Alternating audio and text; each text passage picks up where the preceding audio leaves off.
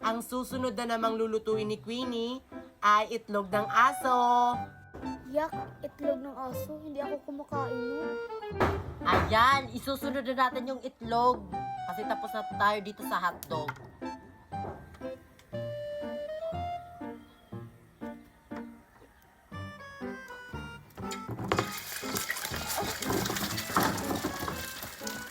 Ay, nangyari sa'yo, Queenie? Napasok kasi ako eh. Wala na.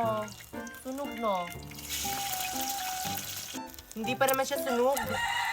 Ang baho ng amoy. Nahihirapan talaga ako kapag itlog. Ayan, luto na.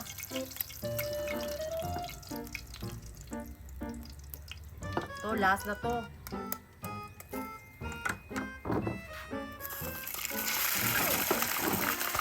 Lo.